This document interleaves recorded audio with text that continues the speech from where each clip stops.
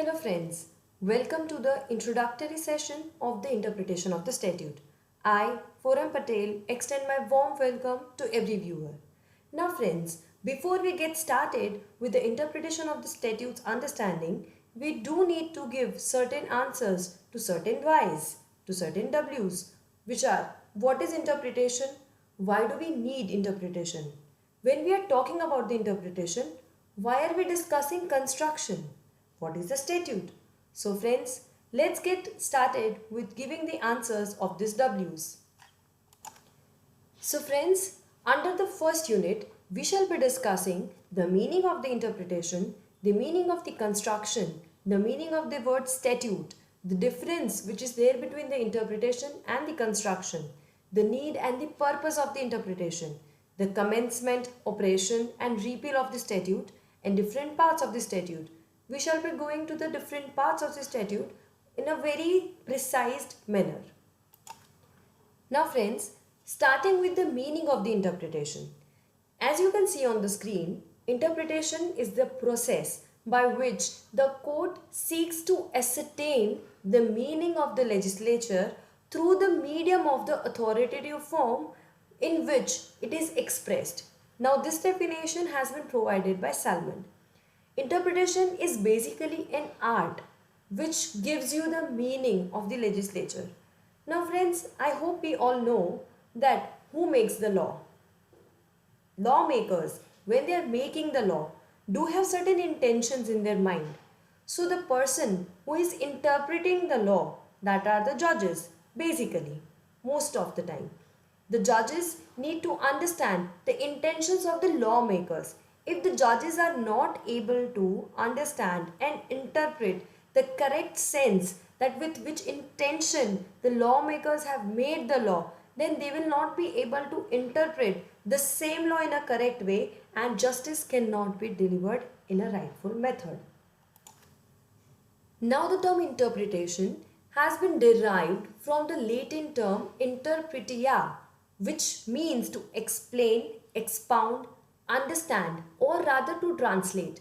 Interpretation is the process which provides rather explaining, expounding, translating any text or anything which is there in the written form. Now interpretation is the state of the statute is the correct understanding of the law. This process is commonly adopted by the courts for determining the exact intention of the legislature as I earlier stated. Because the objective of the court is not only to read the law but it is also to apply it in a meaningful manner to suit the case which would differ from case to case. Now, when we are talking about the meaning of the interpretation, we should not only go by one interpretation's meaning. Kohli, one of the very finest jurists, has defined interpretation that interpretation differs from construction in the sense that former is the art of finding out the true sense of any words and the later, which is the construction, on the other hand, it is the drawing of the conclusions. Now interpretation of the statute is a long process which ascertains the true meaning of the lawmaker. Now it requires basically two things. The first, which is legislative language, and the second, which is legislative intent. So we need certain text which we can interpret and we need the intention of the lawmaker when we are interpreting the same thing. So friends, these two are the main aspect when we are talking about the meaning of the interpretation. Our Supreme Court also, our courts, our different courts also have drawn the different meanings of the interpretation. Now, under the Grasim Industries case, the interpretation meaning has been described and as given on the screen, that where the words are clear, there is no obscurity and there is no ambiguity in the meaning and the intention of the legislature is clearly conveyed. There is no scope for the court to take upon itself the task of amending or rather altering the statutory provisions. But friends, now this will impliedly mean that when there is any ambiguity in the meaning or rather any intention is not seen in the text, from the text, or rather it is very difficult to draw the conclusions with regard to the intentions and the ambiguity cannot be resolved, then at that time we do need the interpretation which is to be done in a rightful and correct manner. Now friends, the next W, which is why. So going ahead with the understanding of the need and the purpose of the interpretations, it becomes very vital that we do keep in mind the basic intention of the interpretation. Now in the lawmaking process, my friends, Michael Zander has given certain reasons that why statutory interpretation becomes necessary. The first, according to Michael, is that complexity of the statute in regard to the nature of the subject, numerous draftmen, and the blend of the legal and technical language can result into the incoherent, vague and ambiguous language. So, to come over this ambiguity, to come over this vagueness of the language, or rather the technicalities which has been used, which sometimes cannot be interpreted in a rightful way, which would result into a very bad law interpretations and very not good justice, then that is the reason that becomes one of the very prime reasons that we do need the interpretations of the statutes. The second is that anticipation of the future events which leads to the use of the interpretation in indeterminate term. Now the impossible task of the anticipating every possible scenario, they also lead to the use of the indeterminate languages. Now judges therefore have to interpret the statute because the gaps of the law. So to fulfill the gaps of the law, the interpretation becomes very important. The third one is that the multifaceted nature of the language, words, phrases, they are imprecise form of the communications. Now words can have multiple definitions, different meaning, and according to different situations, different terms, different cases, the interpretation of that particular term in that rightful manner becomes very important. So that particular need would definitely ask us, or it definitely would require the very important aspect, that is interpretation. So friends, some important points must be taken care in context of the interpretation of the statute. The first is the intention of the legislature. The second, that the statute must be read whole in its context. If we do not do that, the exact meaning can never be derived. The third one, the statute should be constructed so as to make it effective and workable. Now, if the meaning is plain, the effect must be given to it and the consequences will follow the same. Now, the process of the construction combines both the literal and the purposive approach. So, the purposive construction is there combined with the other construction, that is literal construction. So if the results, the needful results are not drawn from the interpretation, then these rules will be very helpful for the interpretations. Now friends, when we were giving the definition by the jurist Cooley, we were talking about the word construction. So the next question becomes, what is construction and why are we discussing the word construction when we are talking about the interpretations? Construction is a process of drawing the conclusions of the subjects which are beyond the direct expression of the text. The courts draw findings after analyzing the meaning of the words used in the text of the statute.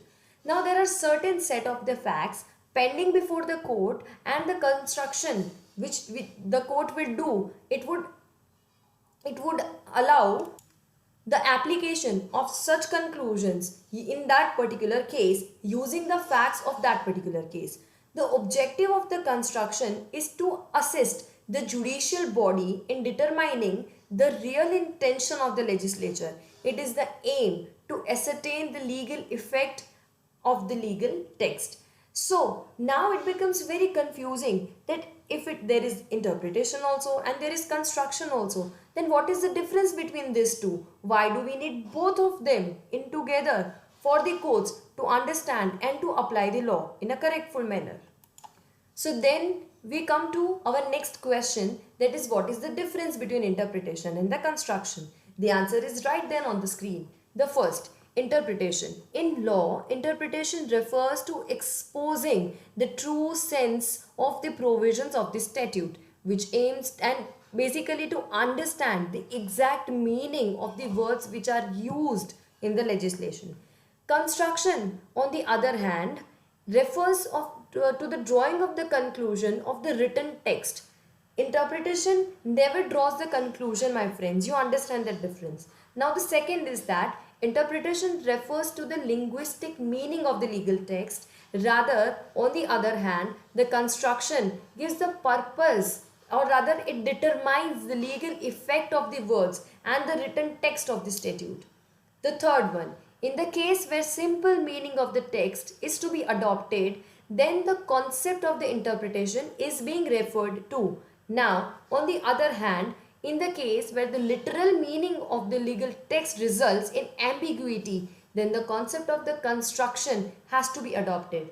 So friends, we can never say that the interpretation of the statute can done independently without application of the rules or other application of the principles of the construction. So, if any person wants to interpret any legal text or any written form of the law in a rightful manner, then they have to apply interpretation and construction both in the exact correct method that they need to apply. Now friends, when we are talking about interpretation of the statute, definitely the word statute is there. So what is, or rather what do you mean by a statute? Generally speaking, a statute is a formal written enactment of the legislative authority which governs the legal entities of any city, state or country by the way of the consent. Now typically statute commands or prohibits something or declares the policy. Now, as I discussed, legislature makes the statute. Statute in the very layman language can be meant as the law. What does the law do? Law governs the society. So that means statute governs the society. It commands the society. Now when we are talking about commanding or governing, that definitely is going to impose certain restrictions on the society at the same time. So meaning of the statute can be drawn as a law, or rather a written declaration, or rather a written declared policy which would be there to govern, to prohibit the society certain acts, and which is there in every state, district and country at the same time. Now when we are talking about the word statute, that would pop up one question in our mind again, that what are the different parts of the statute? So friends, parts are chapters, sections, subsections, paragraphs, subparagraphs, etc. etc. Now, these parts together would conclude, or rather would construct the whole statute, the whole policy, the whole law. That means, my friends, that the statute is not only one text or one simple line. The statute contains different chapters under which different provisions are there, under which different sections are there, under the sections the subsections are there, paragraphs are there, to understand, to make the law which can be accessible to many different people and to make it applicable in a rightful manner.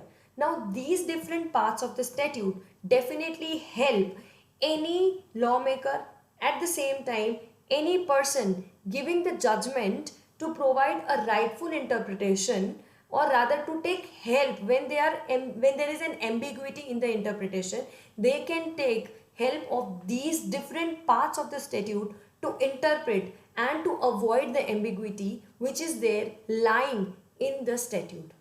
So friends, this was the basic meaning of the interpretation and the construction. In the next chapter, we shall start with the other units of the interpretation of the statutes. Till then, keep reading and be happy. Bye. Thank you.